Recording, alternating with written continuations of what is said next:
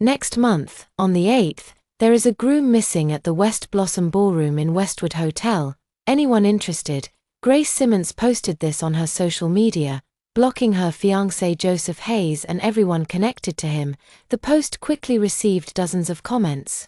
Most people assumed she was just throwing a little tantrum, perhaps trying to get her fiancé's attention.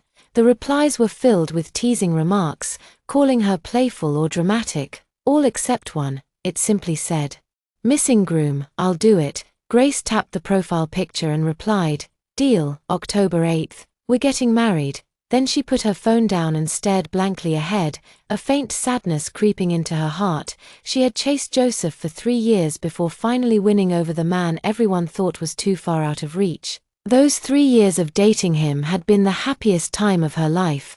When her family started pressuring her to settle down, Joseph paused in thought and said, "You're right, I have not been thinking clearly. Let's get married on October 8th. She was so overjoyed she stayed up the entire night, unable to sleep. When her best friend Lily found out, she laughed and said, "Finally, you got what you always wanted." But that dream was shattered with one phone call. Joseph had agreed to pose as the boyfriend of his childhood friend. At first, Grace was shocked, then numb. She argued with Joseph for 3 days straight. The wedding was approaching fast.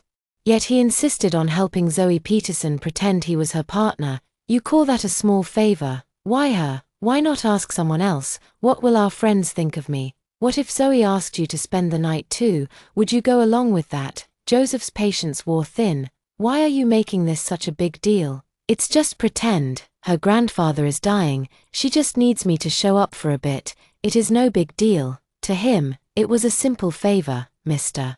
Peterson had treated him well since he was a child. Granting an old man's dying wish seemed harmless. So why could Grace not understand? He tugged at his tie in frustration. Grace stood silently, trying to hold herself together. She had not cried for 3 days. But now the tears finally rolled down her cheeks. She was about to marry this man, and here he was, arguing with her just so he could play someone else's boyfriend.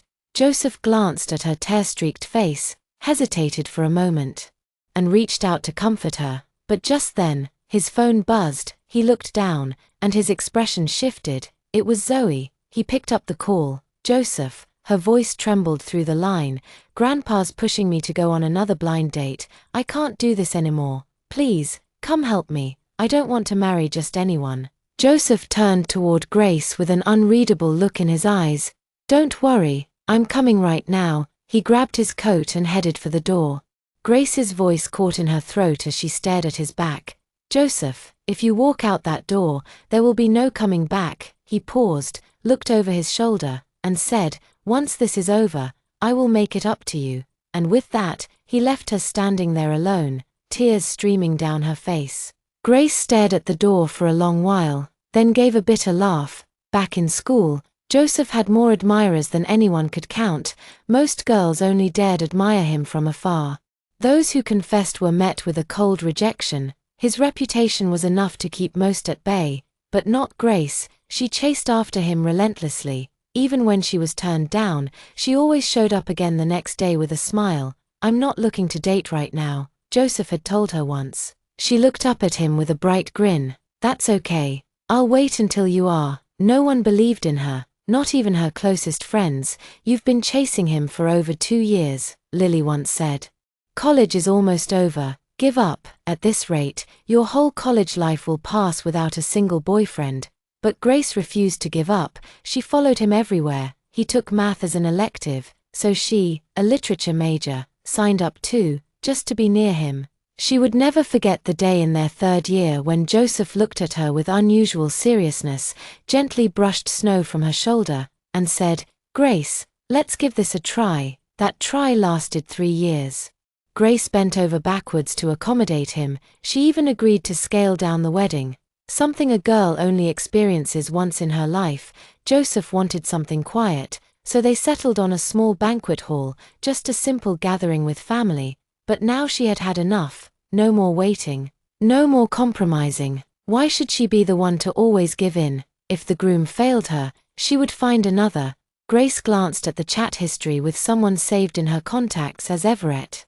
The latest message stood alone on an empty screen. It's settled, October 8th, we're getting married. She and Everett Langston had grown up together, childhood friends, but not exactly on good terms. He used to pull her pigtails, she would tug on his ears, and they bickered endlessly, much to the despair of both families. After high school, she went to North University, he went south. They lost touch. Her heart was set on Joseph, and she spent years chasing him across the country. It had been 7 years since they last saw each other. The last message she had from Everett was when she bragged about finally dating Joseph. He had once mocked her pursuit and teased, "If you manage to catch him, I'll take your last name. If not, maybe I'll come rescue you myself." When she finally did get Joseph, she had gleefully messaged Everett, but he never replied. The guy who used to like all her posts stopped clicking the like button altogether. She never imagined their first conversation in 7 years would be her asking him to marry her. She stared at the unread message and laughed at herself. She must be out of her mind. He was probably laughing at her right now too, laughing at how blind she had been, how pathetic she had become. So what if she had once caught her dream guy? The man who was supposed to become her husband had just left to play boyfriend to another woman. All it took was a single phone call. And what did the 3 years she spent chasing after him count for? Was she a fool? Grace took a deep breath and blinked back the tears. If Joseph had gone to be someone else's boyfriend, then she no longer needed him as her groom. There were plenty of men in the world, no need to cry over one. She gathered her courage and typed one more message to Everett, not joking. "Will you come?" She waited. No reply.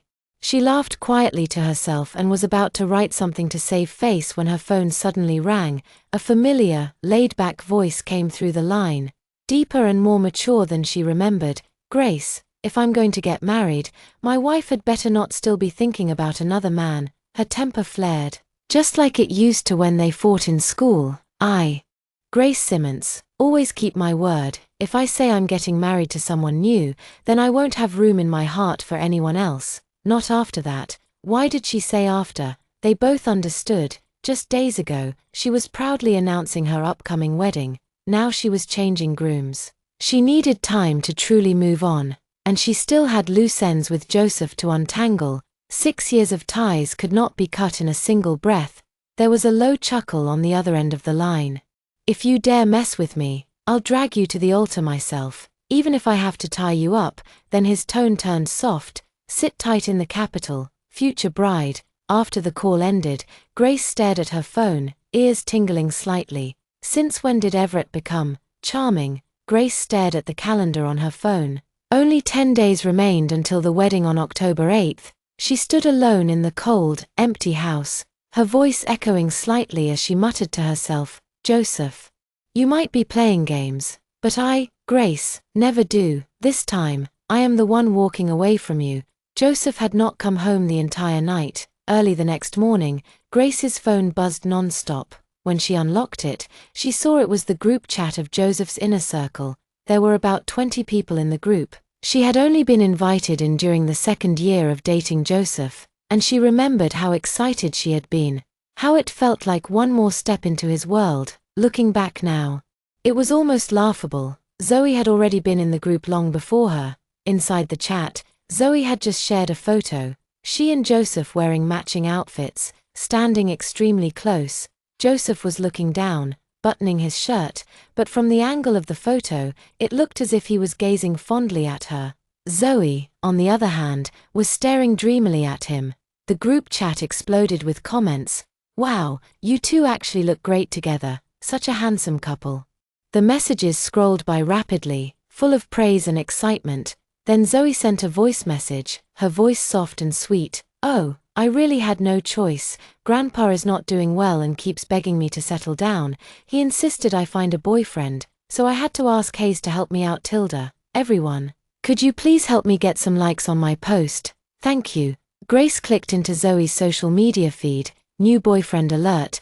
Please take good care of us." It read, the picture, the same one she had posted in the group. Joseph had even liked the post. Grace let out a bitter laugh. So this was it. She had been two-timed, and the other woman was flaunting it right in front of her. The worst part, everyone in the group knew she was there, and not a single person spoke up for her. Grace. How low must you have sunk for people to treat you this way? Just then, her phone rang. It was Everett. Well, fiancé, he said with a chuckle, you sure picked up fast. So, what you said yesterday, you meant it, right? You were not just drunk and messing with me. His tone was casual, almost lazy, but Grace caught a flicker of tension in his voice. She thought she might be imagining it. When she stayed silent, his tone sharpened. Well, too bad. I already told my parents. If you back out, I am going straight to yours.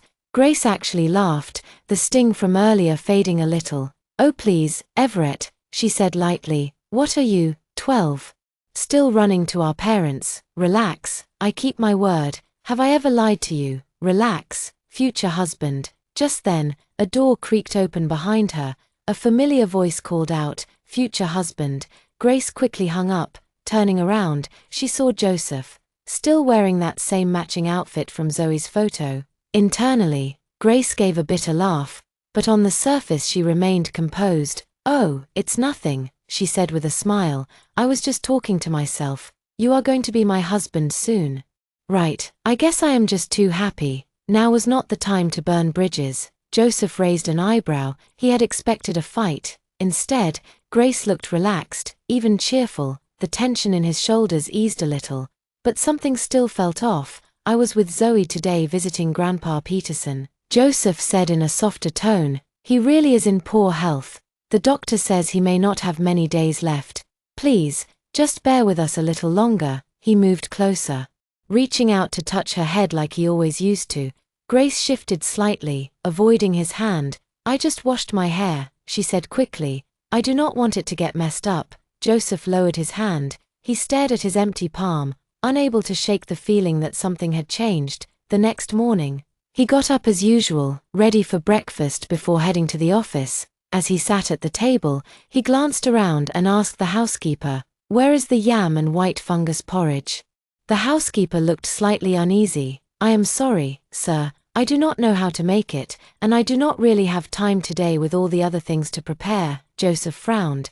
But it has always been there before. The housekeeper hesitated. Mr. Hayes, did you not know? Miss Simmons used to get up at 5 every morning to make it. It has to be watched closely and simmered for 3 hours, or it will overflow. She always made it herself. But today, Miss Simmons is still asleep.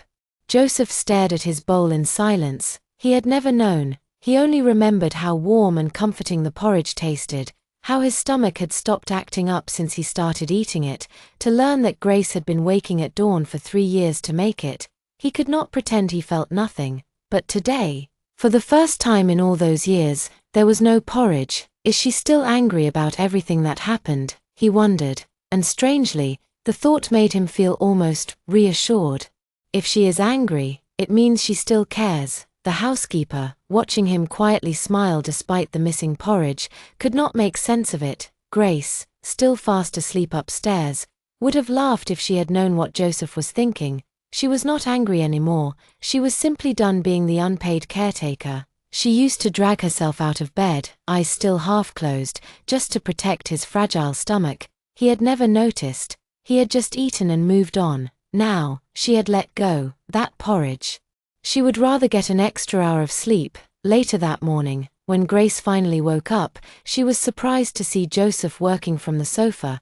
That was unusual, rain or shine. Even in the worst weather, Joseph always went to the office. And yet, here he was. As she sat up, Joseph glanced at her. "You are awake. Go have some breakfast." Wearing his usual gold-rimmed glasses, he looked calm and composed. His usual elegant self. Grace used to love that look. She used to rush over to him, smiling like a schoolgirl. But now, somehow, it no longer meant anything. Just then, a cheerful voice rang out from the doorway. "Hayes." They both turned. Zoe skipped in wearing a white dress, completely ignoring Grace and going straight to Joseph. She pouted playfully. "Why did you not go to the office today? I went all the way there looking for you." The tension in the room immediately returned. Whatever fragile calm there had been was now shattered. Joseph adjusted his glasses, glancing briefly at Grace, who was now headed to the kitchen.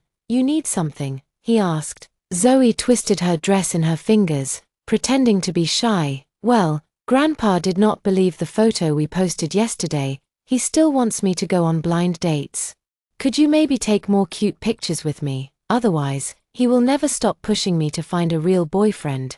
Please. Hayes Tilda just for a little while. Grace could hear every word clearly. She stood not far away, but she no longer felt the urge to storm over and demand answers. Zoe followed Joseph's gaze and finally noticed Grace nearby. Her eyes flashed with jealousy, but she quickly masked it. "Oh wow, Grace, you are here too," she said sweetly. "You do not mind, right? I just want to borrow Hayes for a few pictures." Both of them were staring at Grace, as if waiting for her to give her blessing. Grace gave a faint smile and asked calmly, "And what if I say no?" Zoe's smile froze awkwardly on her face. She turned to Joseph with a pout, her voice soft and aggrieved. "Hayes, really, we cannot do it." Joseph rubbed his temples and looked at the girl pouting in front of him. With a sigh of surrender, he said, "All right, how do you want to pose?" Zoe's smile lit up again instantly. Grace sat quietly, watching the entire exchange unfold. But inside, it felt like a bucket of ice water had been dumped over her head. Her opinions never mattered to Joseph. If they did, he would not have agreed without so much as asking her. Grace continued chewing. But the food tasted like cardboard in her mouth. Her appetite vanished completely. Of course, she had always been the only one truly invested in this relationship. "Grace, it is time to wake up." Zoe, unseen by Joseph, cast a triumphant glance toward Grace. She clung to Joseph's arm, pressing herself between his side and the table, resting her head flirtatiously on his shoulder. Joseph shifted uncomfortably, trying to move away, but Zoe interrupted sweetly. "Hayes, look at the camera." She was not subtle in the slightest. Every time Joseph tried to create distance, she would complain in a coy tone. "Hayes, if you sit so far away, Grandpa will never believe it." They took picture after picture, right in front of Grace. Zoe holding his waist, leaning into his chest. Even Jong, the housekeeper, was stunned. Her eyes darted between Zoe and Grace in disbelief. Grace could not take it any longer. She set her chopsticks down with a soft clatter. "I am going upstairs." Zoe looked up at the sound and blinked innocently. "Grace, are you upset with me?" Joseph glanced at the half-eaten meal on the table and sighed. "It is just a few photos." "And you were watching the whole time, were you not?" He thought she was throwing one of her little tantrums again. Before the words even finished leaving his mouth, Zoe leaned in and planted a kiss right on his cheek. The entire room froze. Then came the click of a phone camera. Zoe looked up at Joseph with a bright, seemingly well-meaning smile. "Do not be mad, Hayes. I just wanted to make sure Grandpa would believe us." A bold red lipstick mark was left on Joseph's cheek. He stood there, stunned for a long moment, before finally sighing. "Do not let it happen again." Grace felt like the food she had just eaten was rising in her throat. She was sick to her stomach. At that moment, a voice called from outside the door. "Grace, I came to hang out with you." It was her best friend, Lily. As Lily stepped inside and took in the scene, her steps faltered. She stared in disbelief and blurted out to Joseph, "So, you got a new girlfriend." No one could blame her for misunderstanding. After all, Zoe was clinging to Joseph's arm, and the bright lipstick mark on his cheek was hard to miss. Joseph's face darkened with embarrassment. He muttered, "No." Zoe put on an innocent act. "Please do not get the wrong idea, miss. I just asked Hayes to help me take a few photos." Lily shuddered with disgust. "Do not call me miss. Who knows which one of us is older?" She pointed at Joseph's cheek, her face full of disdain. "You needed photos, so you had to cling to Grace's boyfriend. You kissed him too. Is that the new excuse mistresses are using these days? Pretending to be sweet and harmless." Zoe bit her lip hard and let go of Joseph's arm. She turned to Grace with teary eyes and a wounded look.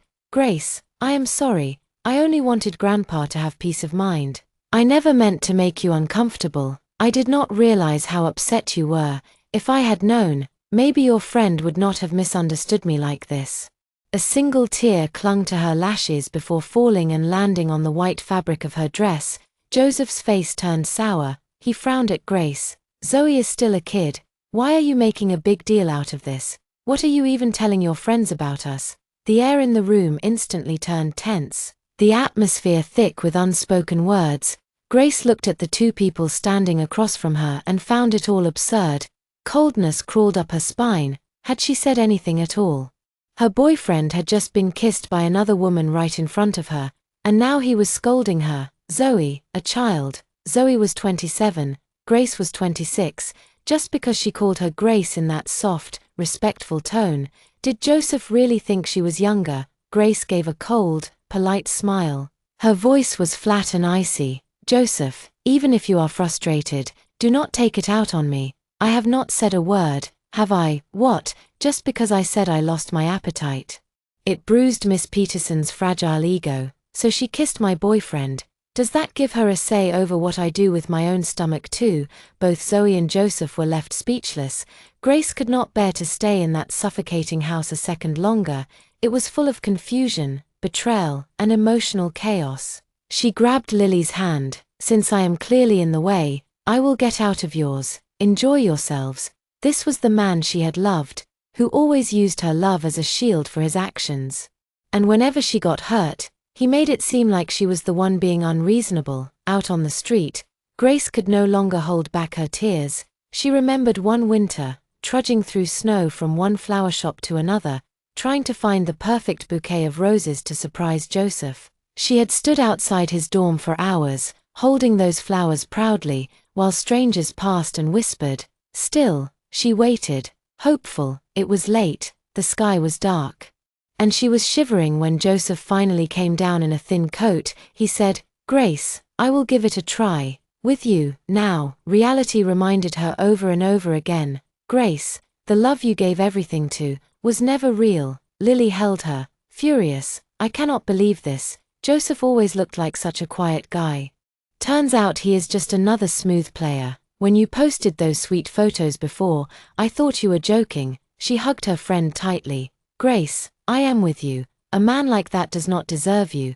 Grace wiped her face, took a deep breath, and tried to calm herself. Lily, still seething, added, "This is just too much. Really too much." Grace gave a tired smile. "It is not worth it." They spent the rest of the afternoon shopping. Lily vented as she picked through clothes, muttering angrily, "Looks like a gentleman, acts like a dog." Just then, Grace's phone rang. Joseph's name lit up the screen. She hesitated, then answered. "Grace, are you still upset?" Joseph's voice sounded weary. "No," she replied, her tone distant. "Tomorrow is our 6th anniversary. I booked a table at Riverview Tower, 7 o'clock. I will come pick you up." Of course, he always did this. Whenever she got mad, he used a dinner or a small gift to make her smile again. Joseph. There are only 8 days left. Grace tightened her grip on the phone and finally said, "All right." After she hung up, Lily looked at her in disbelief. "You are still going to meet him? Do you still want him back?" Grace shook her head slowly and smiled bitterly. "No, I just want to see things clearly, once and for all. Sometimes you need a sharp knife to cut a tangled mess." The next evening, Grace arrived at Riverview Tower at exactly 6:50 p.m., 7 o'clock, 7:30, 8. The food on the table had gone cold, and Joseph still had not shown up. Grace sat at the table, staring at the carefully plated dishes in front of her.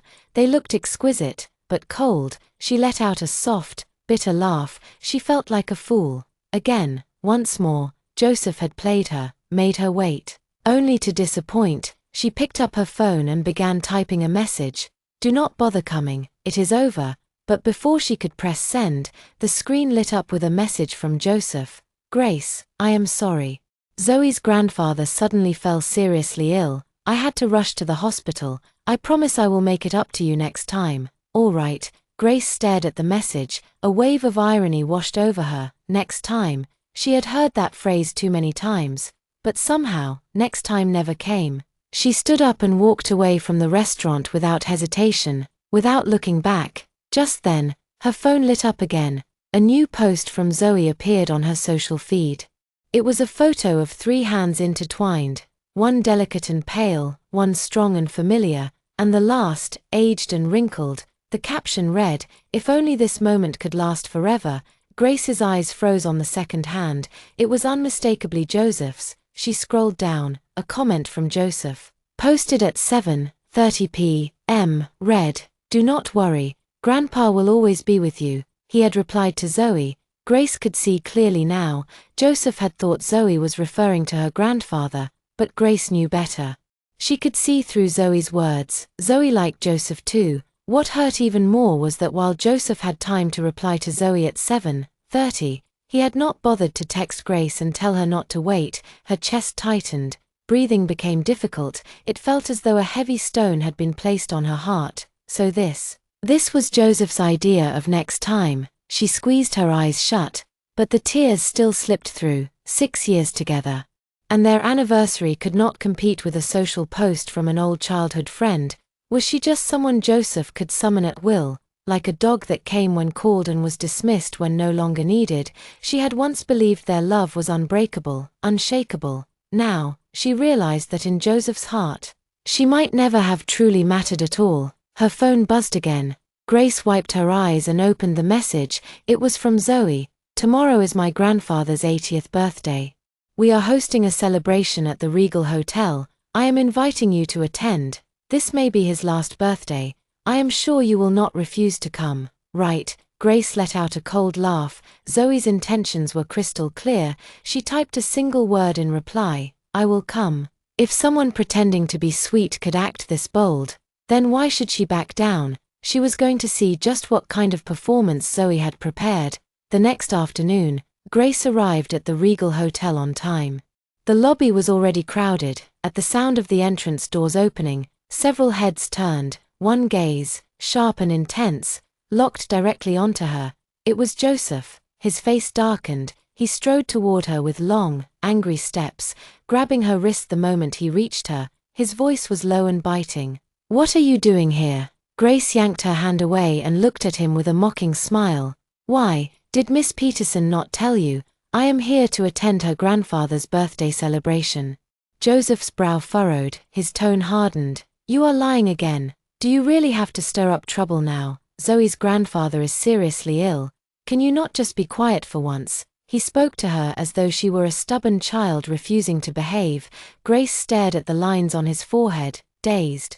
When had he become such a stranger to her? Before she could answer, Zoe appeared, slipping in beside Joseph and wrapping her arm around his. Her eyes widened in mock surprise. "Grace, I did not expect you to come." She bit her lip and turned to Joseph with an innocent look.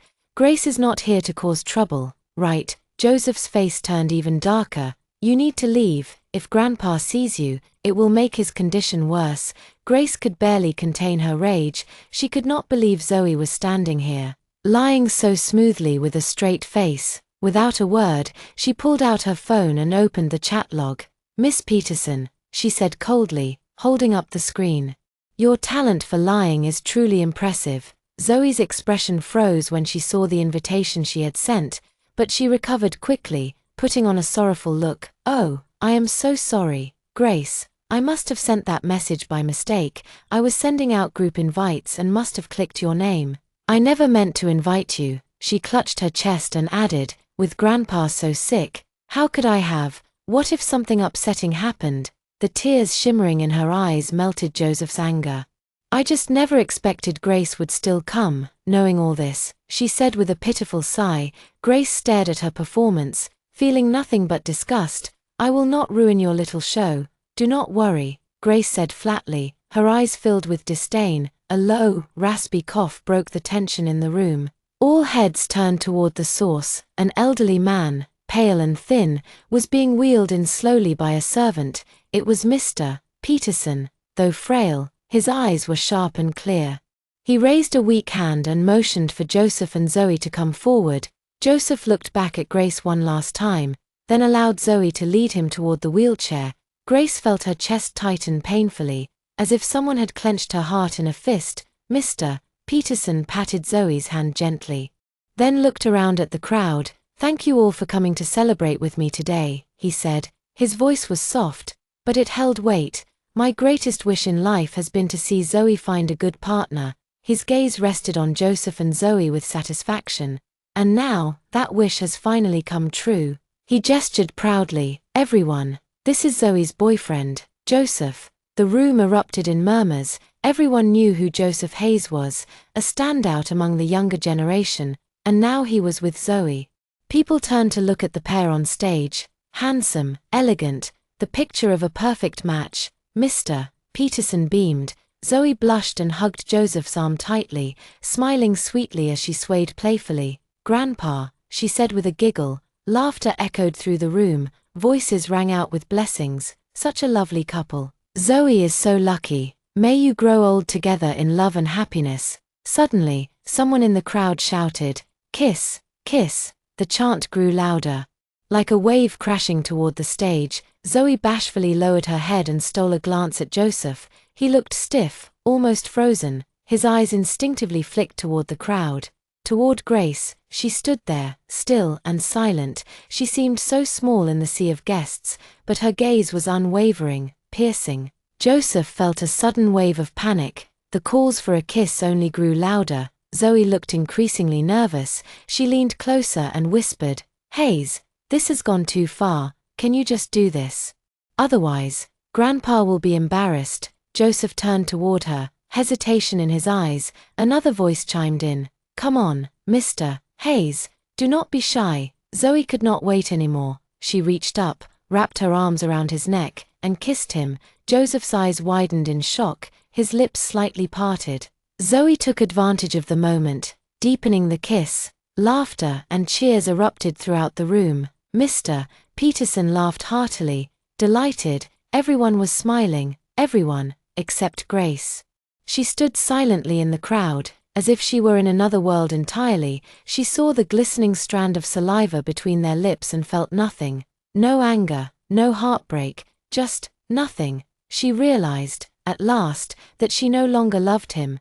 Grace gave the pair one last long look, then turned and walked away. By the time Joseph looked up again, the place where she had stood was empty. His heart clenched, a sudden, inexplicable dread filled him. He started to move, but Zoe clung to his arm. "Hayes, the party is not over. Please stay," she said softly, her voice pleading, and just barely concealing a flicker of triumph. Joseph looked at her, remembered Mr. Peterson's frail condition, and stopped. He stayed where he was, let Zoe hold on to him, let the guests offer their congratulations. He smiled, nodded, played his part, but his eyes kept drifting to the door, brows furrowed. Zoe noticed. She bit her lip hard. Grace returned home and collapsed onto the soft couch, her tears slipping silently down her cheeks. "So this is what heartbreak feels like," she thought. "Even giving up can hurt this much." In her mind, the image played again and again, Joseph and Zoe kissing. That moment felt like a knife to her chest. Just then, a message came through from Zoe. It was a photo of swollen, kissed lips, accompanied by a text that read, "Grace, I'm really sorry about today. Things got out of hand. Everyone was cheering us on. I just didn't expect Hayes to be such a good kisser." Zoe pretended it was an apology, but her words were laced with something else. Provocation. She even added a pouty emoji, as if to say she had no choice. If Grace had not witnessed Zoe throw her arms around Joseph and kiss him with her own eyes, she might have actually believed it. Grace wiped her tears and sent back a voice message, calm and clear. "Miss Peterson, no need to be so polite. I've had more than enough kisses from him. Letting you have one more, what does it matter to me?" Once the message was sent, Grace immediately blocked Zoe, out of sight, out of mind. On the other end, Zoe's face turned red with rage when she heard the reply. She hurled her phone to the floor, and the screen shattered like a spiderweb. "Grace, just you wait," she screamed through gritted teeth. At that moment, Grace's phone vibrated again. It was a message from Everett. "Grace, I'm flying in tomorrow. Will you come pick me up? There are only 7 days left until the wedding. I am taking you to pick out your gown. I cannot have my bride looking anything less than stunning." Grace read the message and quietly typed back a simple reply. "All right." She looked out the window into the night sky. "It is time to move on. Grace, you are not unwanted." She took a deep breath and began packing her things.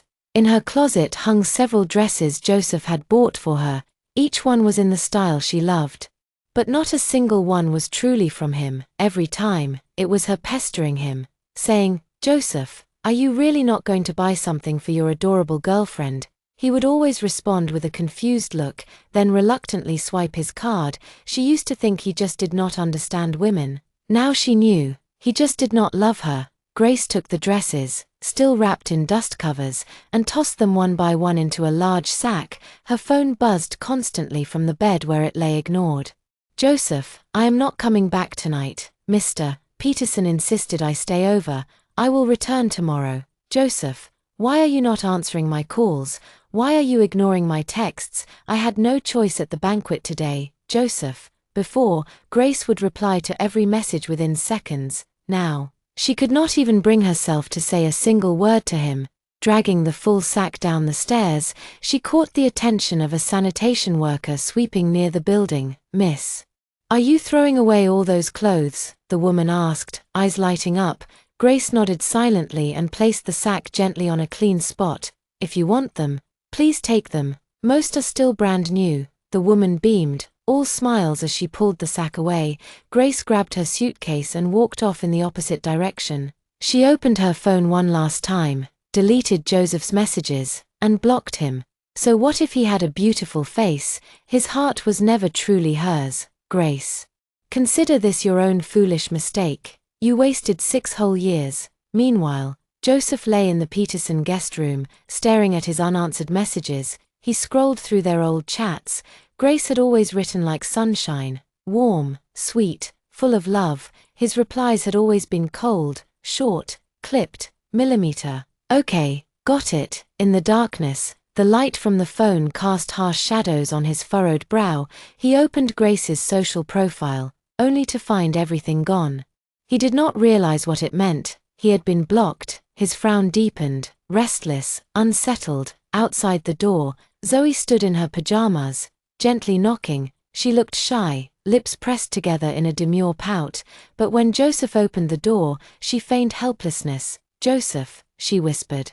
"Grandpa asked me to keep you company tonight." Her voice was soft, trembling slightly, as if she had been forced into it. Joseph's frustration swelled. "Zoe, we need to tell Mr. Peterson the truth." Grace's empty eyes flashed in his mind. Something was slipping away. He could feel it. "I want to end this." He said, "I was supposed to marry Grace. And now, she does not cry or fight. She just walked away." Zoe froze, eyes filling with tears. If Joseph was serious, then everything was truly over. But she was not ready to give up. With trembling lips, she asked, "Is Grace mad at you? Did she yell at you?" "I will apologize after Grandpa is stable. I promise. He is too fragile for any shock right now." Joseph exhaled deeply, trying to keep calm. She said nothing. "I am the one ending it. What we are doing is not just wrong. It is a lie." His tone left no room for argument. Zoe shook her head. "Then why didn't you stop me at the banquet?" Joseph frowned. "I was overwhelmed. I only ever saw you as a sister." Zoe burst into tears. "I was scared. I did not want Grandpa to be disappointed. Please, Hayes, just help me one more time. Just this once." She clung to his sleeve, pleading, "If we tell him the truth now, he will not make it through the week." Tears streamed down her cheeks, falling onto the carpet. "Have you forgotten?" she said. "When you were little, you had no one. It was Grandpa who took care of you." Joseph paused. Her words struck something inside him. He closed his eyes and took a long, heavy breath. "Zoe, this is the last time." Back in his room, his heart was in chaos. He picked up his phone and dialed Grace's number. The voice on the line was cold and robotic. "Sorry, the number you have dialed is unavailable." His heart sank. Grace must truly be furious. He quickly called his assistant. "Order a custom gown from House Y. Make sure it fits Grace perfectly." It would be the first time he had ever bought her something without being asked. She would be happy. What he did not know was that this gift, the one he finally thought to give on his own, would never reach her. The next morning, Grace arrived at the airport early. She stood by the arrival gate, waiting quietly. From the crowd, a tall man in a black coat and sunglasses walked toward her. His presence was sharp, cool, distant, like a stranger. Grace narrowed her eyes. It was Everett, but the cheerful, sunny boy from her memory was gone. This man was someone entirely new. Everett stopped in front of her, removed his sunglasses, and revealed a pair of deep, tired eyes.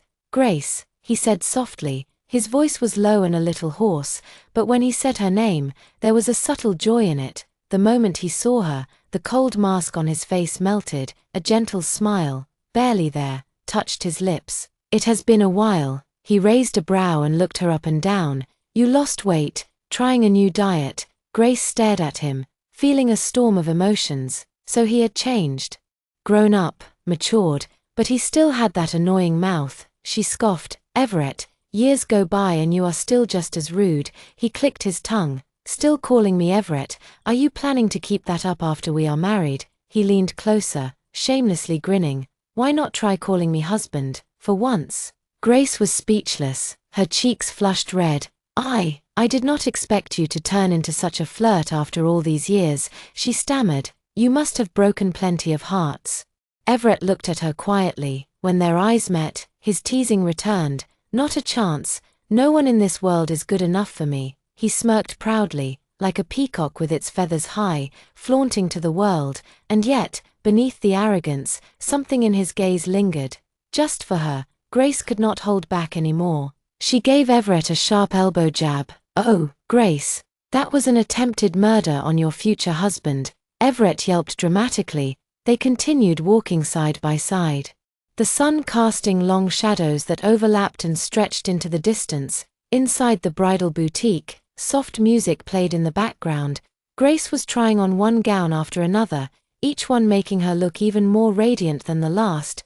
Everett had just landed and had not even had a proper meal yet. Still, he had dragged her straight from the airport to the store. If we get there late, he insisted, all the good dresses will be gone. From the fitting room, Grace peeked out and asked, how about this one? The white gown clung gently to her figure, her skin as fair as the fabric itself. Everett, lounging casually on the sofa, immediately sat upright, his playful eyes sharpened, and he rose slowly to approach her. You look stunning, he said, genuine admiration in his voice. Grace had been bracing herself for a teasing remark. She had even prepared a sarcastic comeback, but she never expected him to say something so direct. Her cheeks flushed a deep red. Ah, really?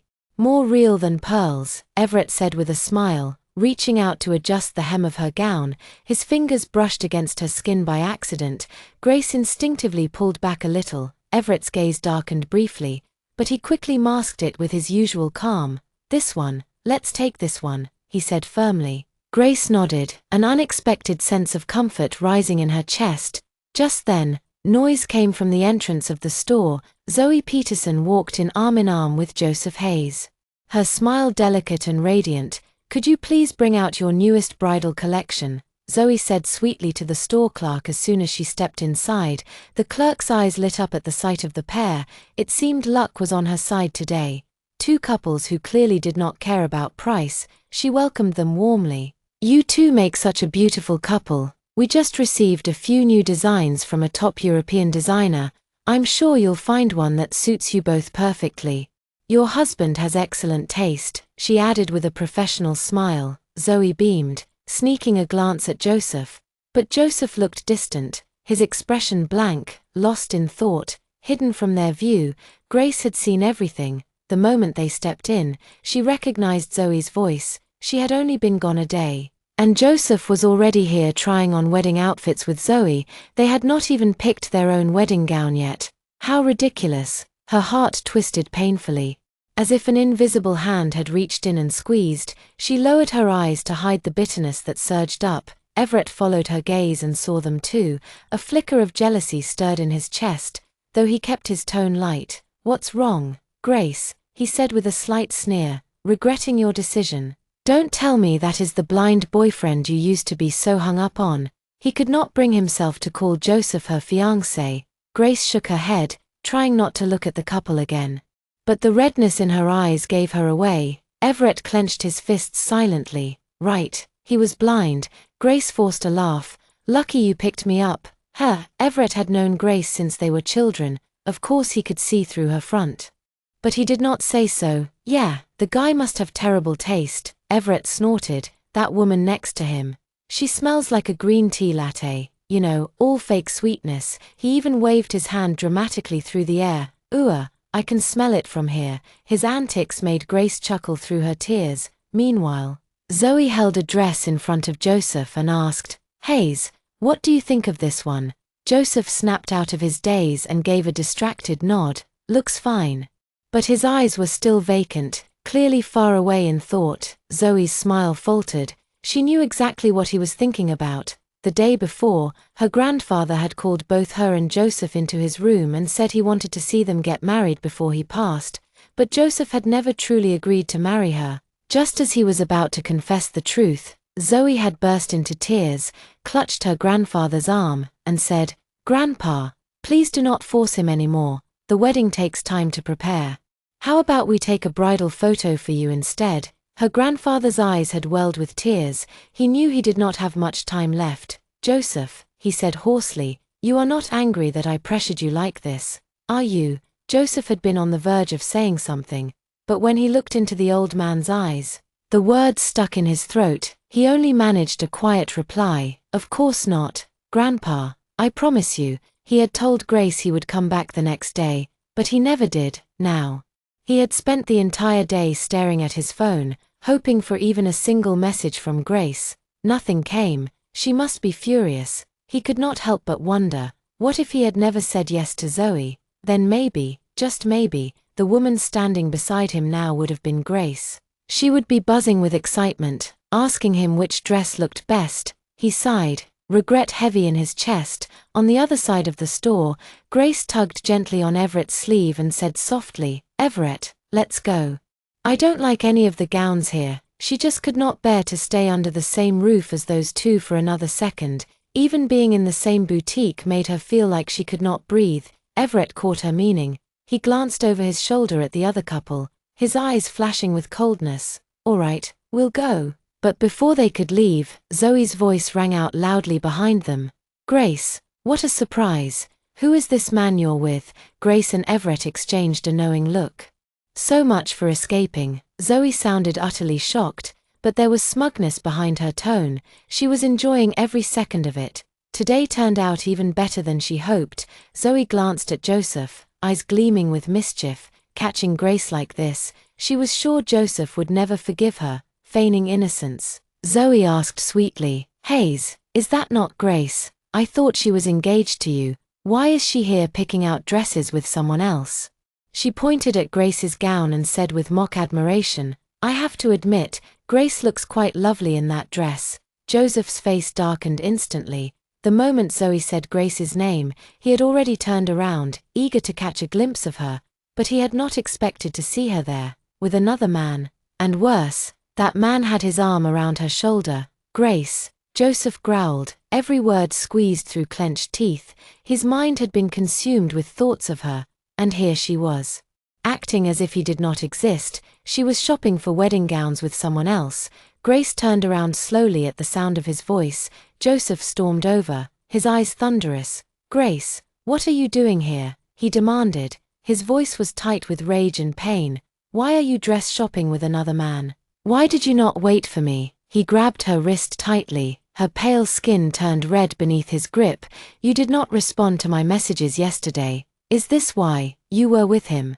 It was the first time Grace had seen Joseph this out of control. She tried to wrench her hand away, but his grip only tightened. "Joseph," she said coldly, "what right do you have to question me? Where were you yesterday? Were you too busy sleeping with your Miss Peterson here?" She spat, eyes blazing. Joseph's face went red. "You, how could she think of him that way?" Joseph instinctively stepped forward, wanting to pull Grace toward him. But Everett shoved him back forcefully. Yelling at a woman in public, Everett said with a mocking smile, "That is hardly gentlemanly behavior." Then he moved in front of Grace, shielding her as he added coolly, "And another thing, Mr. Hayes, if you can help another woman pick out her wedding gown, why can't Grace do the same?" Though his tone was casual, it held a sharp edge. The tension between the two men thickened, an invisible battle already underway. Joseph's face darkened. Speechless, he looked at Grace, desperate to explain himself, but any words now would sound hollow. "We were fake. You knew that." Joseph tried to reason, his voice strained, reaching for some kind of understanding, but Everett blocked him again. Grace let out a cold laugh, stepping slightly to the side. "Fake? A fake relationship means kissing in public, "Does it?" she said, her eyes burning with disappointment. "And I suppose it was also fake when you picked out wedding dresses together." Joseph opened his mouth, but no words came. At last, he said quietly, "Grace, it was Grandpa Peterson's wish. I could not." But Grace turned away. She had no interest in listening anymore. "Joseph, I do not want to believe in you anymore." His pupils contracted. "Grace," he called out, his voice rising in panic. He moved as if to follow her, but Zoe clung to his arm. "Hayes," she said softly, her eyes red with unshed tears. "Grandpa, he really wants to see us get married." Her voice trembled. She clutched the sleeve of Joseph's coat, as if trying to hold on to more than just fabric. Joseph watched helplessly as Grace walked away. His feet stayed planted to the floor. Zoe noticed the way his eyes followed Grace, and her heart burned with jealousy. She lowered her gaze to hide the hatred that flickered beneath her sweet expression. "Grace, why does he care so much about you? I knew him first. I was there before you." Later that evening, beneath the soft glow of crystal chandeliers, Grace sat in a quiet restaurant, chewing her steak mechanically. It tasted like cardboard. Everett watched her force a smile, and something in his chest ached. "Grace," he said gently, brushing a loose strand of hair from his forehead, "he is not worth it. A man like that is not worth your tears." Grace mustered a smile. "I am fine." But the sorrow in her eyes betrayed her. Just as the server brought the final course, a too familiar voice chimed in cheerily. "Grace, what a coincidence. You are eating here too." Zoe appeared, clinging to Joseph's arm, smiling sweetly like a girl who had stumbled upon an old friend. Could the timing be any worse? Grace's grip on her knife and fork tightened. She said nothing. Zoe went on without waiting for an invitation. "Since we are all here, why not eat together?" She pulled out a chair across from Grace and sat down as if she belonged there. Joseph followed, his face cold and unreadable. He glanced at Everett, his expression filled with unspoken hostility. Everett returned the glare without hesitation. Once again, silent tension crept across the table. Zoe chirped, "Hayes, the foie gras here is amazing. You have to try it." She placed a piece on his plate with a delicate gesture. But Joseph did not even look at it. He picked up the piece of foie gras and dropped it into Grace's plate. "Eat more," he said flatly, though a subtle softness slipped into his voice. If this had been the old Grace, she would have been stunned with happiness. Joseph never served anyone food, but now, she only felt sick. Disgusting. That foie gras had been placed by Zoe. Joseph passed it straight to her plate, as if she were just a bin for his scraps. Grace's stomach turned. Everything she had just eaten threatened to come back up. Zoe's smile faltered for the first time. Her eyes flashed with resentment as she stared at the foie gras now sitting in Grace's plate. Not to be outdone, Zoe picked up another piece and offered it again. "Hayes, you need to eat too," she said sweetly. Joseph frowned. He glanced at Grace's expression, then at Zoe's hopeful face. Reluctantly, he took a bite. Still, he kept giving food to Grace, little offerings full of rare tenderness. But every time, Grace moved the food aside without touching it. Joseph's chest tightened. Zoe's jealousy surged as she watched him. Gritting her teeth, she kept piling food onto Joseph's plate, desperate for his attention. Everett finally spoke, his tone dripping with sarcasm. "Mr. Hayes, juggling two women like this, is that your idea of bliss?" Joseph looked up, eyes ice cold. "And who are you to comment on this? This is between me and Grace." Everett raised his eyebrows, calm and unbothered. "Grace and I grew up together. Why would I not speak up? Name's Everett, by the way." He folded his arms and leaned back with a smirk, daring Joseph to say more. Joseph's face darkened even further. Grace had had enough. "Enough," she snapped, standing up. "Everett, we are leaving." Seeing her really walk away, Joseph panicked. He grabbed her wrist, his voice urgent. "Grace, please, just wait. Grandpa Peterson does not have much time left. I cannot walk away right now. You know our wedding is already planned. I get it. You are upset because I did not go with you to choose a wedding dress, so you brought Everett to spite me. I promise, once this is all over, I will make it up to you." Grace turned around and smiled, as if none of it mattered. "Sure," she said gently. "I will wait. Now, can you let go of my hand?" Her eyes met his, calm and unwavering. Slowly, Joseph loosened his grip. Everett stared daggers at him but said nothing. His tongue pressed against the roof of his mouth as he clenched his jaw. On the way home, Everett finally broke the silence. Why not just break up with him? The 6-foot-tall man now looked more like a lost puppy, his whole posture sagging with quiet hurt. Grace, walking slightly ahead, did not see his expression. She simply replied, "Because I do not want to let him off that easily. I want him to know what it feels like to wait alone at the altar. I cannot wait to see him standing there, getting married by himself." She turned and looked at Everett. "What about you? Still thinking about your first love?" Everett froze, caught off guard. "My what?" Grace laughed at his expression. "I heard it from someone back at your university. They said your white moonlight chose someone else, so you went abroad to heal your broken heart." She leaned closer, curious. "So was it true?" Everett pushed her lightly away, his ears turning bright red. "If you put it that way, then maybe. Aha, so it is true, you had a white moonlight and never told me," she teased. "Is she single now?" Even the back of Everett's neck turned red. He turned his head away and muttered, "Kind of." Grace blinked, and for a brief moment, a strange melancholy stirred inside her, but she brushed it aside quickly. She patted Everett on the shoulder. "No worries, if you still want to go after her, we can just fake the wedding and skip the marriage license." Everett's face darkened instantly. He grabbed her head and pulled her into a tight embrace.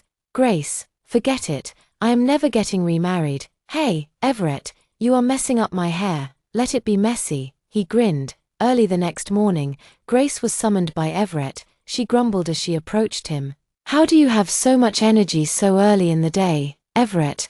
Why did it have to be a morning escape room?" Everett, dressed in a hoodie and leaning against the wall, lit up the moment he saw her. Gone was the commanding man from the night before. Today, he looked more like a carefree college graduate, with a teasing smile under his sharp nose and thin lips. He said, "Wasn't it you who always used to say in college that you wanted to try an escape room? Now that I finally agreed to come with you, you are complaining." Hearing that, Grace's memory drifted back to her college days. Escape rooms had just become a big trend. She had begged Joseph to go with her, but he had refused. He had said, "That kind of childish game, I do not have time for that." Disappointed, she had complained to Everett, who was studying far away in the South at the time, about having no one to go with. Now, years later, standing here with her childhood friend, his playful tone and familiar smirk, she realized he had remembered her words all this time.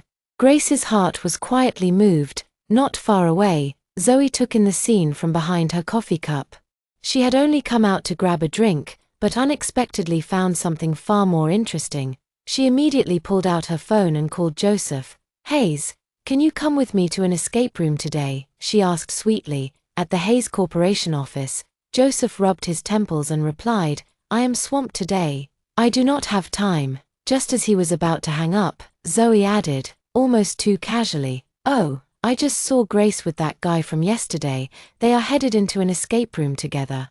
She paused before continuing, "But since you are busy, forget I said anything." "Where?" Joseph asked sharply. After she gave him the location, the line went dead with a cold click. Zoe nearly broke her manicured nail with how tightly she clenched her phone.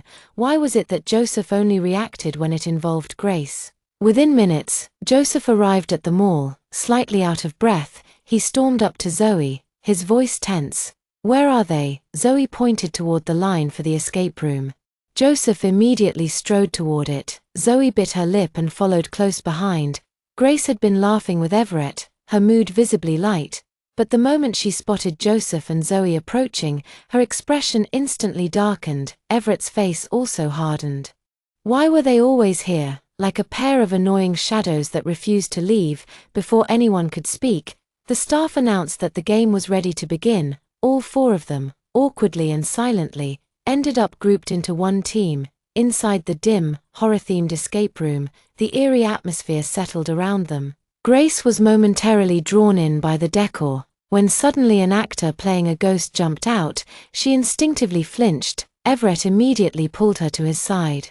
Caught off guard, Grace stumbled into his arms. He smiled down at her. Behind them, Joseph glared at Everett's back with such intensity it was as if his stare could burn a hole through him. He wanted to go forward and pull Grace away, but Zoe clung to his arm. Hayes, oh my gosh, another actor had popped out to scare them. And Zoe used the moment to wrap herself tightly around him. Joseph tried to shake free, but Zoe clung harder each time, every time he attempted to move toward Grace. She blocked him. Hayes, look here. This puzzle is really hard, she whined, tugging on his sleeve. Though his body was stuck beside Zoe, Joseph's eyes never left Grace. Every time she smiled at Everett, every time their hands brushed, it felt like a dull ache throbbed in his chest. He kept thinking Grace was just angry with him. It never occurred to him she might truly be trying to leave him behind. 2 long hours later, the door of the escape room finally creaked open. Bright daylight flooded in. Grace rubbed her eyes, adjusting to the sudden change. Joseph stepped forward, his voice laced with frustration. Grace, you have a boyfriend. Could you at least try to keep your distance from Everett? Grace stared at him in disbelief. Her voice was sharp. And you, why don't you keep your distance from Zoe? She looked straight at Zoe, her gaze cool and unwavering. Joseph fell silent, knowing she was right. He could not argue. Zoe immediately stepped forward, her voice soft and trembling. Grace, please don't be upset. I was scared, that's all. I did not mean to hold on to Hayes, it just happened, she added, eyes filled with false innocence. Everett scoffed, unmoved, scared. Funny. You looked pretty comfortable to me. If I did not know better, I'd think Miss Peterson was actually Hayes's girlfriend. Zoe's face froze, and she had no way to respond. All she could do was look at Joseph with watery eyes. Joseph let out a long breath and turned back to Grace. Are you free tomorrow? I made a reservation to pick out rings. You always said you liked that brand. A jewelry, right? I'll take you. Everett's jaw tightened. His hands curled into fists. Zoe's fingers dug into her palms. Grace gave a little smile. It was AE jewelry, not A. He had never truly listened. Never remembered her preferences. But it did not matter anymore. Whatever you say, go wherever you like, she said flatly, her tone empty, almost detached. Joseph's heart sank at her words. The group drifted apart, each wrapped in their own thoughts. Everett said nothing as he walked away, his eyes lowered. Back home, Grace's phone rang. It was Everett. His voice was low and rough. Are you really going to pick out rings with him? Grace chuckled softly. She could hear the annoyance in his voice. Of course not. I'm just putting on a show. No use letting things unravel before the wedding. She paused, then added with a mischievous lilt. Besides, it will drive Zoe absolutely mad. I don't love Joseph anymore. Everett finally exhaled, sounding slightly smug. All right then, I'll forgive you, this once. That night, Joseph stayed up at the office, working through a mountain of paperwork. The next morning, he went straight to the jewelry store where he had promised to meet Grace. What he did not realize was that she had already moved out of the villa. Joseph had faced many negotiations and handled many crises. But this morning, his heart felt unusually unsettled. He approached the AE storefront with a rare mix of anticipation and unease. Just as he reached out to open the door, his phone rang. It was Zoe. He hesitated but answered. Hayes. Zoe's voice trembled, thick with tears. Grandpa, he's not doing well. Joseph's heart clenched. He started coughing blood last night. The doctors said he might not make it past tomorrow. Hayes, please, come see him. Joseph looked through the glass. Grace was there. She had come, Zoe continued between sobs. I know today is important. I know you are supposed to meet Grace, but Grandpa really wants to see you. Please. Her voice broke again, urging him to make a choice. Joseph stood there for a long moment. Then, with a deep sigh, he turned away. The driver looked surprised when Joseph returned to the car. Mr. Hayes, I thought you were meeting. Joseph cut him off, his tone heavy. To the first hospital. He stared out the window as they drove. Grandpa Peterson's health had been failing for years. Joseph had known this day would come eventually, but he had not expected it so soon. He looked back toward A one last time. Grace, next time, I will make it up to you. Inside the AE boutique, Grace sat slumped in her chair, absently scrolling through her phone. Boredom had long since settled in. She had been waiting for over 2 hours. She glanced at the screen again. The time had passed well beyond what they had agreed on. With a dry laugh, she shook her head. So stupid. She muttered under her breath. I got stood up again. She chuckled bitterly at herself. Deep down, she had expected this.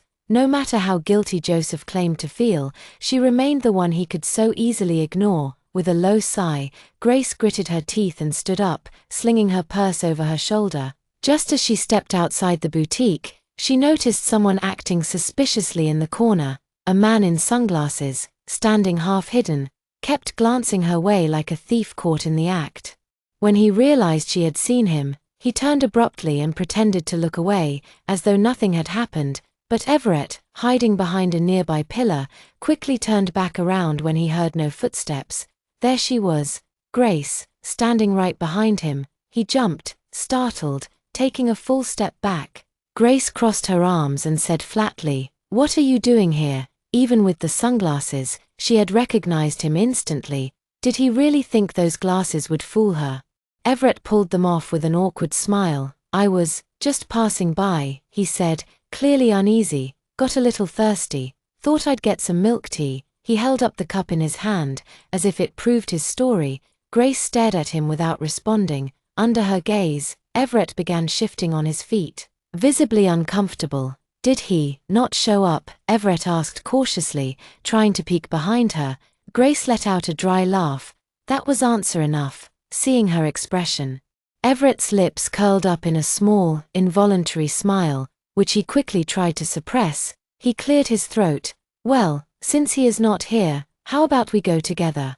We're getting married in 3 days, and we still haven't picked out rings." Meanwhile, at the hospital, Joseph rushed through the corridor, his heart pounding. The doctor pulled down his surgical mask and looked grim. "Mr. Peterson's condition is extremely serious. I am afraid he might not make it through the night." The words hit Joseph like a thunderclap. He had not expected this. Not really. On the way to the hospital, he had convinced himself that Zoe had exaggerated. But the doctor's expression left no room for doubt. His legs gave out slightly and he stumbled back, catching himself against the wall. And yet, beneath the panic, Joseph also felt something else. Relief. Once Mr. Peterson passed, he would no longer be obligated to Zoe. He could finally be free to marry Grace. Joseph's thoughts were torn, twisted between guilt and hope. Inside the room, Zoe sat by her grandfather's bed, crying softly. "Grandpa, please, do not leave me." Mr. Peterson, pale and frail, lifted a trembling hand and gently stroked her hair. "Zoe, all I ever wanted was to see you happy." When he saw Joseph enter, his cloudy eyes lit up for a moment, like a man seeing his last source of strength. With great effort, he turned to Joseph and whispered, "Joseph, will you take care of Zoe for the rest of your life?" Joseph froze, unable to respond. Mr. Peterson reached for his hand, gripping it tightly, eyes filled with hope. This old man, who had cared for Joseph when his own family failed him, now placed his final wish in his hands. Joseph opened his mouth, trying to say no. But the words caught in his throat. He had only meant to pretend, just a temporary act. He could not truly marry Zoe. His expression turned stern. His lips pressed into a hard line. Mr. Peterson's gaze darkened. "Joseph, you are not willing." Zoe's tears flowed faster. "Grandpa, do not say that," she cried, turning anxiously to Joseph. "Hayes will agree, he will." Her voice trembled, eyes pleading. To Joseph, she was the girl he had grown up with, and Mr. Peterson, the man who had been like a father to him. He swallowed his protest again and again, the words rising in his throat, only to fall away. Zoe, panicking, quickly typed on her phone and showed him a message. "Hayes, please, just help me this one last time. I do not want Grandpa to die with regrets. After he is gone, we will get divorced, I promise." Joseph finally closed his eyes. "I will marry Zoe," he said quietly. "You have my word, Mr. Peterson." The very next morning, Zoe dragged Joseph to the marriage office. She explained it was because Grandpa was too ill to wait, but inside, she was nearly bursting with glee. Joseph, on the other hand, seemed completely absent. Even when they took their marriage photo, the staff joked, "Sir, could you please look more in love? You look like a statue. Move a little closer to your wife." Zoe's smile faltered, her cheeks flushed. But when she finally held the red marriage certificate in her hands, it felt almost unreal. She had wanted Joseph since the day she learned he had a girlfriend. Jealousy had consumed her. Why should that woman Grace get him? But now, she was Mrs. Hayes. All her careful planning had paid off. She thought of the medicine bottle in Grandpa's study, her eyes glinting coldly. If gaining Joseph required some sacrifices, she would make them. Zoe snapped a photo of the marriage certificates and posted them online with the caption, "Finally married to my Mr. Hayes." Lily was scrolling when she saw the post. She rubbed her eyes, convinced she was seeing things. Then she quickly screenshotted it and sent it to Grace. "Grace, look, Zoe and Joseph got married." Grace was in the middle of trying on wedding gowns when the message came.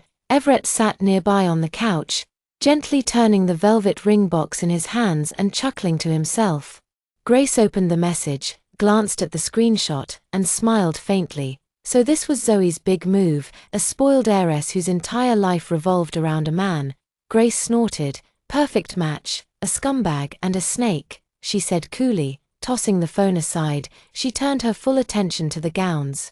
Who Joseph married had nothing to do with her anymore. Mr. Peterson saw their marriage certificate and finally smiled in peace. He gripped Zoe's hand and said in a weak voice, "Now I can rest easy." And then, he closed his eyes for the last time.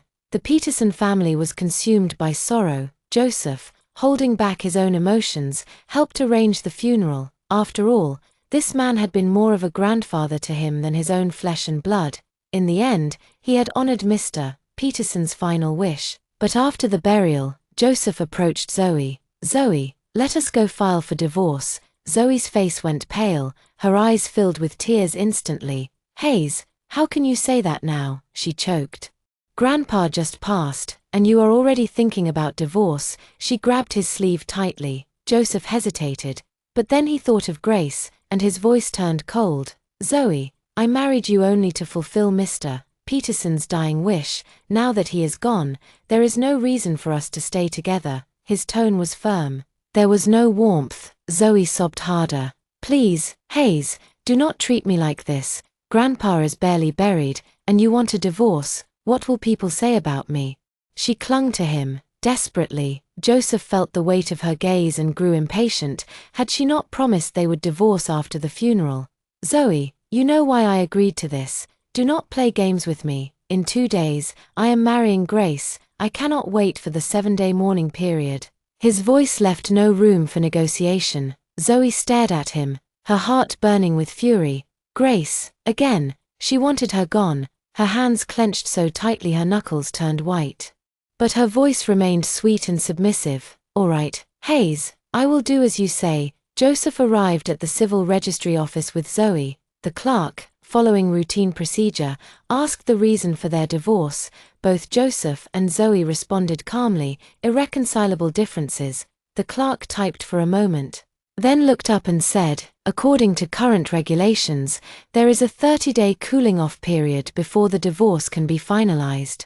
Please return after 30 days to complete the process." Joseph froze. He had not expected that even divorce now required a waiting period. His brows furrowed tightly, irritation creeping into his chest. Zoe, standing beside him, allowed the corners of her lips to curl ever so slightly. She had known all along. Joseph stumbled back into the villa. As he pushed open the door, a wave of cold emptiness met him. He had imagined returning home to tell Grace that everything was settled, that their future was finally clear, but now, he did not even know how to begin explaining. He climbed the stairs slowly, the silence inside so complete that even the drop of a pin might echo. His heart sank. The house was hollow, lifeless. "Mrs. Jong," Joseph called out, but no one answered. He made his way to Grace's room and pushed the door open. The room was empty. The wardrobe stood wide open, completely bare. Her clothes were gone. Joseph's heart clenched, a heavy dread rose in his chest. He rushed downstairs and found Mrs. Jong, the housekeeper. His voice trembled as he asked, "Mrs. Jong, where is Grace?" The housekeeper looked at him with a puzzled expression. "Miss Simmons, she said she had already broken up with you. She left a few days ago." Her tone held a trace of sympathy. but her eyes carried judgment. In her mind, Joseph was nothing but a heartless man who had stayed away for days. What was there to miss about a man like that? Joseph stood there, as if struck by lightning. Broken up. She left. She actually left. He fumbled for his phone, quickly dialing Grace's number, but the call did not go through. He had been blocked. He tried messaging her, only to discover the same, blocked on every app. The composure Joseph once prided himself on was shattered. He grabbed the keys from the sofa and rushed out the door. He had to find her. He would find her. Grace loved him. She had always loved him. How could she just leave like that? In his mind, he saw her again and again. Those doe-like eyes filled with admiration, with love, looking only at him. She could not have meant to leave. She must be upset. She just needed time. Joseph, breathless and disheveled, started the car and stepped on the gas. Suddenly, his eyes landed on a street cleaner nearby. She was wearing a light blue coat. That coat. He recognized it instantly. It was a birthday gift he had given Grace last year. Joseph slammed the brakes, the screech cutting through the quiet street. He jumped out of the car and rushed toward the woman. "Auntie, this coat?" he asked, his voice unsteady, filled with hope. The older woman looked at him with suspicion. "A young lady gave it to me a few days ago, said she didn't want it anymore," she replied. "Why, you want it back now?" Joseph felt like the air had been sucked from his lungs. Grace had always treasured every gift he gave her. She would never toss something aside, unless she truly wanted to forget. The coat, now worn by someone else, told him the truth. There was no point pretending anymore. Suddenly, he recalled the image of Grace trying on wedding gowns with Everett. His hands shook. He borrowed Mrs. Jong's phone and dialed Grace's number. The line connected. At the sound of her voice, his heart skipped. "Mrs. Jong?" Grace asked. Joseph's voice cracked. "Grace." When she realized it was him, her tone turned cold. "What do you want?" Joseph flinched at her detached response. Even Mrs. Jong now held more weight than he did in her life. "Why did you leave?" he asked, his voice low, defeated. "The wedding is in 2 days. You and we were supposed to get married." He had always seen her as his future wife, even if he never fully acknowledged his feelings. But he could not accept her walking away after 6 years. There was a pause, then came Grace's laugh. Short and sharp. "A wedding? Joseph, are you joking?" Joseph gripped the phone tighter. "What do you mean?" "What do I mean?" Grace's voice dripped with sarcasm. "Joseph, have you forgotten that you are already married?" Joseph froze. How did she find out? He had told no one. His face darkened. It had to be Zoe. "Grace. Listen, my marriage to Zoe. It is not real. Not real. But the marriage certificate is it not?" Grace cut him off. "Joseph, stop treating me like a fool." Joseph felt as though something was crushing his chest. He could hardly breathe. "Grace, I know what I did was wrong, but I had no other choice. I love you. It has always been you."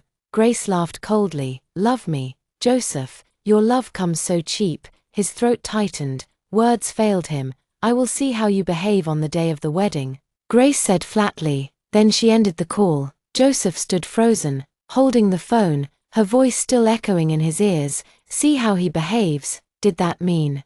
Was there still a chance she might forgive him? A flicker of hope rose in his chest. He would do whatever it took. He had to win her back. But far away, Grace stared at her phone with a sneer. "Joseph, you turned me into a joke," she muttered. "Now it is your turn to be laughed at." On the wedding day, Joseph arrived early at the venue. Everything was perfectly prepared, all for Grace. But as the hours passed, his unease grew. By noon, she had still not appeared. Only Joseph's relatives and friends had arrived, none from Grace's side. He could feel the chill spreading in his chest. Guests began whispering.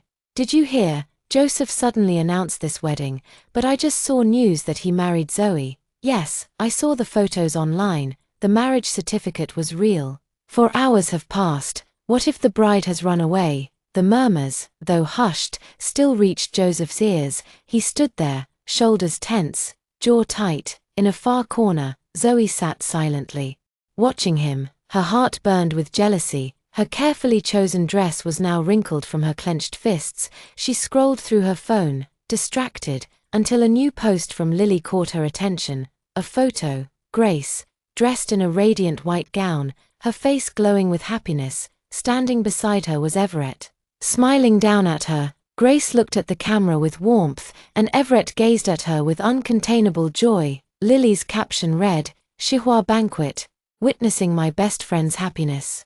Chihua Banquet, that was right next door. Grace had married someone else. Zoe's expression of resentment vanished instantly, replaced by a burst of uncontrollable laughter. Meanwhile, Joseph was still anxiously scanning the doorway. "Joseph," Zoe called sweetly as she hurried over to him, pretending to be alarmed.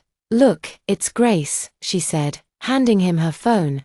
The moment Joseph heard Grace's name, he snatched the phone from her hands. One glance at the screen, and it felt like a bolt of lightning had struck him. His grip loosened, and the phone slipped to the ground with a dull thud. His vision blurred, he nearly collapsed. Zoe quickly caught him, using the moment to lean closer, pressing gently against his side. "West Blossom Ballroom, Everett," he muttered, fire flashing in his eyes. With a sudden surge of energy, Joseph shoved Zoe aside and ran toward the neighboring hall. "Joseph!" Zoe gasped and chased after him, panic rising. She had never imagined he would actually go. Joseph had always been obsessed with saving face. Even when he wanted something as a child, like candy, he would pretend not to care just to keep his pride. And now, for Grace, he was willing to throw away that pride. Zoe clenched her teeth and ran after him. Inside the hall, Grace's wedding was in full swing. She stood radiant beneath a canopy of lights, draped in white like a dream. Everett stared at her, momentarily lost in awe. Down in the crowd, Mrs. Langston covered her eyes. "Oh, this foolish son of mine. He really has no shame," she muttered. Beside her, Mrs. Simmons wiped at the corner of her eye, half in disbelief. "I truly never thought my daughter would end up marrying the boy next door." The two women exchanged glances. Mrs. Simmons leaned over and asked, "I thought your son had a girl he liked years ago. When did these two suddenly fall for each other?" She remembered being shocked when Everett suddenly declared he wanted to marry her daughter. Back then, she had even thought to herself that marrying the boy next door would not be so bad. Familiar family, close to home, but Grace had dismissed the idea, saying Everett already liked someone else, so she had let it go. Mrs.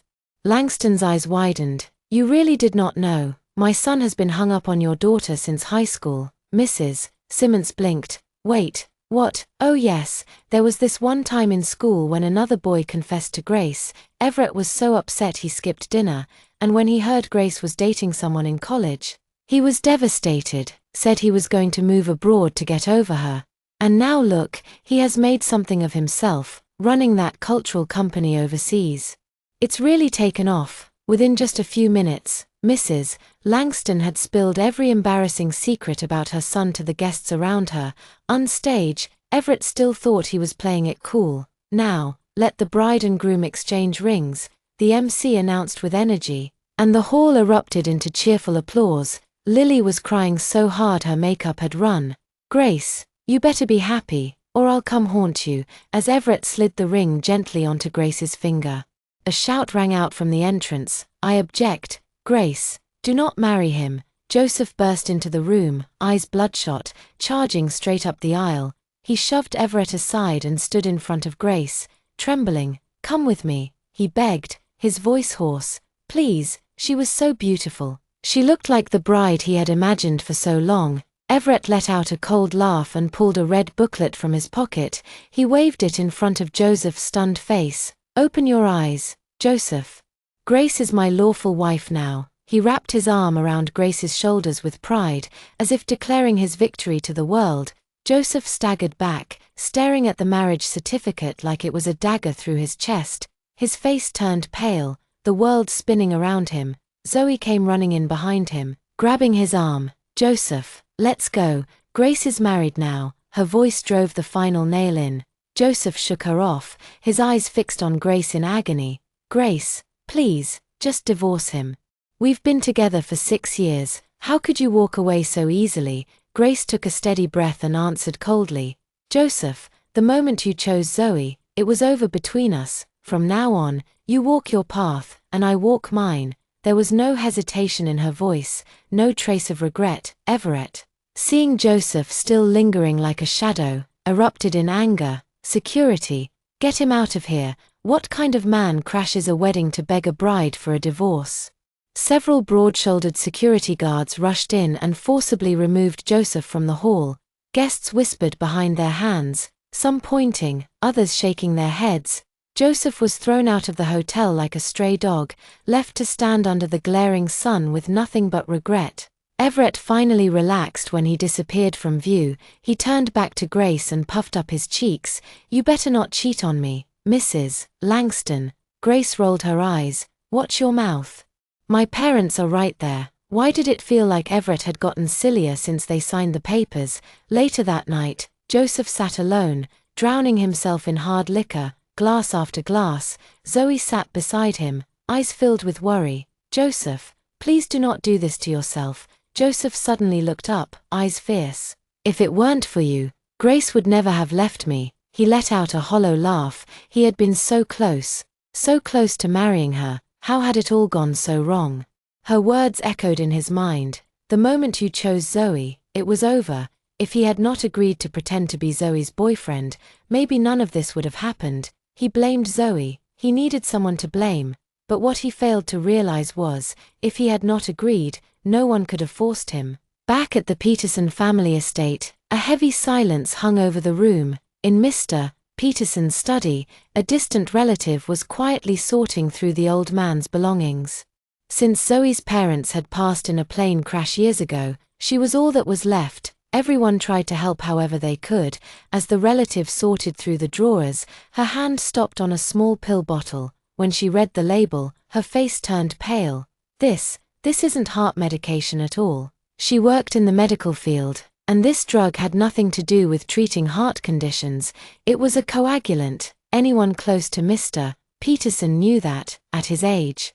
He should never have been taking that kind of medication. In fact, it would have made his condition worse. Her hands trembling, she grabbed the bottle and rushed out to find Zoe, who was still sitting with Joseph near the East Blossom ballroom. "Zoe, come here. Look at this. I think someone switched Grandpa's pills." Zoe took the bottle, her face drained of color. She forced a smile. I do not know anything about this. I kept his medicine in the study. I never touched it." But the woman was growing increasingly alarmed. "Zoe, this is serious. Someone could have tampered with it while you weren't looking." Zoe's heart pounded. Her mind was in chaos. I really do not know," she stammered, shaking her head. Unbeknownst to her, Joseph had overheard everything. He sat nearby, listening silently, his eyes narrowing. A seed of doubt had been planted in his mind. After that day, Joseph began quietly investigating the cause of Grandpa Peterson's death. He contacted the old man's primary doctor, asking detailed questions about his condition and medication. He even requested the hospital's surveillance footage and painstakingly reviewed it frame by frame. Eventually, he found what he was looking for. The footage clearly showed that on the night before Grandpa Peterson passed away, Zoe had secretly entered his hospital room. In her hand was a small bottle. The very same bottle that had been switched. Joseph's heart sank. He could hardly believe it. Zoe, of all people, she had done this, to her own grandfather. His thoughts were a storm of disbelief. He had long felt something was off about the timing of Peterson's death. The old man had been sick for a while. Yes, but his passing came so suddenly, just as Joseph was preparing to marry Grace. Now, the truth was staring him in the face, but what he could not accept was the why. Why would Zoe harm her grandfather? Joseph realized then, he had never truly seen Zoe for who she was. He saved all the evidence and went to confront her. "Zoe," Joseph asked sharply, "why did you switch Grandpa's medication?" Zoe's face lit up at first when she saw him approaching. She clearly thought he had come to her willingly, but Joseph's words struck her like a thunderclap. Zoe's eyes darted, unable to meet his. I didn't. You are still lying to me," Joseph said coldly. "There's footage. Everything was recorded." Zoe trembled as tears spilled down her cheeks. I just wanted Grandpa to live a little longer. A little longer." Joseph's voice cracked with fury. "Do you even realize the medication you gave him would speed up his death?" He was furious, and more than that, deeply disappointed. Even now, she was still trying to lie. Zoe sobbed. grabbing tightly at his arm. "I didn't know it would end like this, I swear, Hayes, please, you have to believe me." But Joseph had heard enough. "If you will not tell the truth, then you can explain it to the authorities." The moment the words left his mouth, the door opened and several police officers stepped inside. Zoe froze. She had not expected this. Joseph had actually called the police on her. "No, Hayes, please," she cried, clinging to his sleeve like a drowning woman grabbing the last piece of driftwood. "I'm part of the Peterson family. If the public sees me taken away like this, what will they think?" Her fingers dug into his coat, her knuckles went white from the pressure, her entire body trembled with fear. She was terrified now, truly terrified. She could not allow such a stain on her reputation. Joseph looked down at her without emotion. "I gave you a chance, Zoe, but you let me down." He gently pulled his arm from her grasp, his voice cold and final. Zoe crumpled to the floor, her tears blurring everything. "No, no, why?" she cried hysterically. "Why would you believe some surveillance video over me?" Joseph's eyes narrowed. "The evidence is right in front of us," he said calmly. "Do not tell me you did not know the consequences of that medicine." He stopped short. He could not bring himself to say the rest. That Peterson had died at the hands of his own granddaughter. The officers began to escort Zoe out. Something inside her snapped. "Evidence," she repeated. Then suddenly burst into laughter, sharp, bitter, and unhinged. "You are heartless, Joseph." He frowned. There was something in her voice that made him uneasy. "Do you even know why I did it?" Zoe's laugh died as her face twisted into something darker. "Do you really not understand?" Joseph felt a chill crawl up his spine. "I loved you for so many years," she screamed, her voice hoarse with rage, "and you kept hurting me over and over again for that woman." She wiped at her tears, her body trembling. "Yes, Grandpa's death was related to me." Joseph stared at her in disbelief. "I did switch his medicine," she choked, "but I just wanted you to spend more time with me. I didn't know he would die." Tears streamed down her face, her voice cracked. He had meant everything to her, too. She never imagined he would actually die. The guilt had haunted her every night since, but now that it was all exposed, she could no longer hold herself together. You liked me?" Joseph asked. His voice hollow, his entire worldview was crumbling. "You did all this just to make me stay with you, even if it cost Grandpa his life." Zoe had never said anything, not once, and now, he was supposed to accept that Peterson's death was because of him. The color drained from Joseph's face. He had believed Zoe was kind, that she was innocent. He had never dreamed she was capable of something so monstrous. "Yes, I did it all for you. Are you happy now?" Zoe shrieked, eyes wide with despair. "If you hadn't decided to marry that wretched woman, if you hadn't rushed off to choose rings with her, I would never have done it." Her tears fell like rain, her eyes burning red as she glared at the man she had loved since childhood. "Joseph, this is all your fault." Her laughter turned to sobs as she was dragged away. Joseph stood frozen. He could hardly process what had just happened. In his mind, he kept seeing Grace, her look of heartbreak, the way she turned and walked away, over and over again. He had been blind, Zoe's mask had fooled him, and in the process, he had lost Grace. He had even lost Grandpa Peterson. Joseph leaned back against the cold wall, doubt filling every corner of his soul. For the first time, he truly questioned everything about himself. On the third day of their marriage, Grace could not take it anymore. She kicked Everett out of bed. "Everett, are you seriously telling me you've gone your whole life without a woman?" she groaned, her voice hoarse from exhaustion. The sun had risen and set countless times, and yet Everett always wore that innocent face. Grace felt like her back was no longer hers. Everett landed on the floor with a thud, grinning shamelessly. He covered his chest with exaggerated hurt. "Grace, you nearly killed your own husband. I really have only ever had you," he added, pouting dramatically. Grace's heart skipped a beat. Ding dong. The doorbell rang urgently. Grace gestured with her eyes. "Go answer it." Everett muttered under his breath but got up anyway, wondering who could be so clueless as to interrupt him at a time like this. The boyish charm he had around Grace disappeared as he walked toward the door, his entire demeanor shifting. His eyes turned sharp. He pulled the door open, only to find Joseph standing on the other side. Everett's face fell instantly. Not him again. Joseph tried to peer inside. Where is Grace? Everett gave a cold laugh. Glancing down at his towel-wrapped body and then back up at Joseph, his lips curled into a dangerous smirk. You're looking for my wife in my house. That's brave. Joseph's eyes followed Everett's gesture, lingering on the towel. The word wife stung. I just want to see her one last time. Everett's tone dropped, full of warning. Joseph, I suggest you stay far away from other men's wives.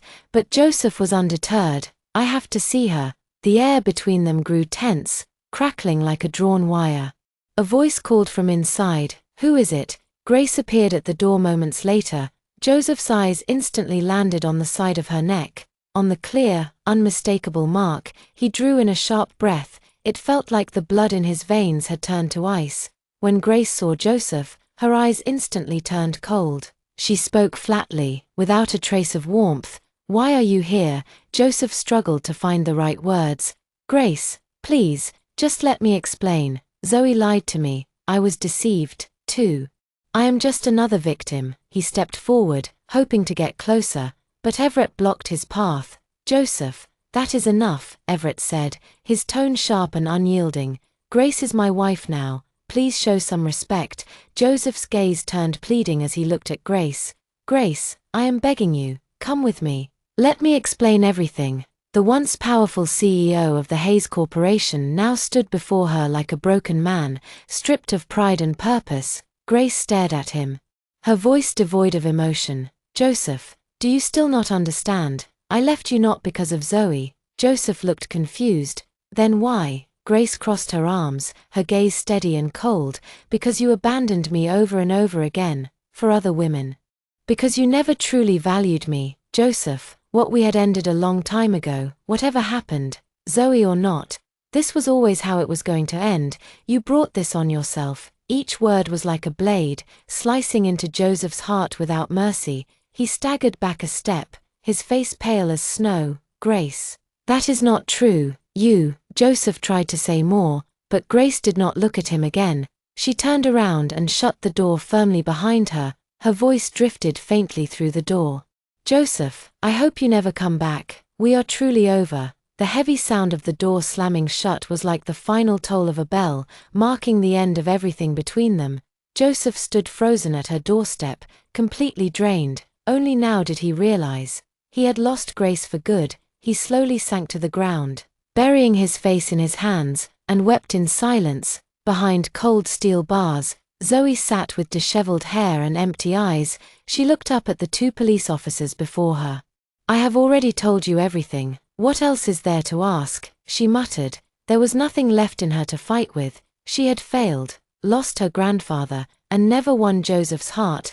The officers reviewed the report one last time, then left the room without a word. For a moment, Zoe sat alone in the interrogation room, silent tears slipping down her cheeks.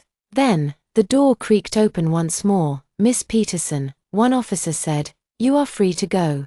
Your grandfather's lawyer signed a statement of forgiveness. You have been granted bail. Zoe's eyes filled with disbelief. Grandfather, she blinked as if trying to focus, her voice hoarse. What do you mean? The officer gave no further explanation. You will understand once you step outside. Grandpa, she whispered. Her heart caught between hope and dread. The sunlight outside the station was painfully bright. Zoe squinted, shielding her eyes. Waiting at the entrance was her grandfather's lawyer. Her pale face was void of color. Mr. Song, what are you doing here? The lawyer stepped closer and handed her an envelope. This letter should answer everything. It is from Mr. Peterson. He called it his final gift to you. Zoe's hands trembled as she took the envelope. From Grandpa. The handwriting on the front was unmistakably his. To my dearest granddaughter. She took a deep breath and carefully opened it. The paper was yellowed and smelled faintly of ink. Her grandfather's familiar script covered the page. Zoe, my beloved granddaughter, if you are reading this, then Grandpa is already gone.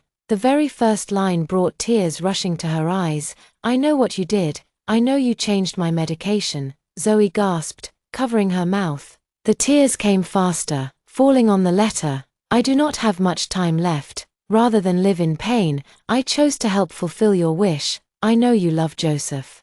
And I wanted to see you happy, so I made peace with it. I chose to support you, even if it cost me everything. But Zoe, if you are reading this letter, it means things did not go the way you hoped. It means you did not find the love you were searching for, and that breaks my heart. But remember this, my dear girl. Even if Joseph Hayes never saw your worth, you are still brilliant, still exceptional. There is someone out there who will see that in you. Zoe, be strong, keep going. Grandpa will be watching over you from above. Grandpa, why were you so foolish? Zoe clutched the letter against her chest and collapsed to the ground, sobbing uncontrollably. The grace and dignity once associated with the Peterson family were long gone. Now, there was only this broken girl, drowning in grief. She finally understood just how foolish she had been. She had hurt the one person who loved her most, all for the sake of a man who never truly cared. Her heart ached with guilt, regret, and sorrow. The love her grandfather had given her was deep, steady, and unconditional, and she had thrown it away. The sunlight bathed her in gold, but she felt no warmth. Zoe, do not regret it. Keep moving forward. Grandpa does not blame you. Those were his final words to her, and they would remain the most painful words she would carry for the rest of her life. Epilogue. He tugged irritably at his tie. Dad, Grandma says you liked Mom for a long time. Is that true? Asked a tiny voice. Little Langston clung to his father's long legs, his big black eyes blinking with curiosity. Grace raised an eyebrow at Everett, curious to hear how he would answer. She had heard this story from Everett's mother long ago, but Everett always refused to admit it. Caught under the watchful gaze of both his son and wife, Everett cleared his throat, his ears turning a little red. No, of course not. Your grandma talks too much, he said, trying to play it off. Langston blinked again. Well, if you do not love Mom, then tonight I will sleep with her. I love her, and since you don't, you cannot sleep with her. Everett was stunned. Where did you learn to say that, you little rascal? Behind him, Grace was laughing so hard her eyes disappeared into her smile. Farther away, Joseph stood alone in the shadows, watching the little family. He stood there for a long time before quietly turning away. At a quiet cemetery, a woman stood alone, holding an umbrella under the pouring rain. Grandpa, I came to see you, Zoe whispered. I am sorry, she said it every year at his grave. I have taken the Peterson Company international. Grandpa, are you watching? Zoe's eyes were red, her voice choked with tears. I miss you so much. Can you visit me in a dream, just once? I want to say sorry, in person. She knelt before the gravestone, her shoulders shaking with sobs, but no one reached out to comfort her this time. No one stroked her head and told her it was going to be all right. Thank you for watching today's story. If you enjoyed this video, please give it a thumbs up and share it with your friends. We'd love to hear your thoughts in the comments below, so feel free to share your opinions, and don't forget to subscribe to our channel for more great stories. We'll see you in the next video.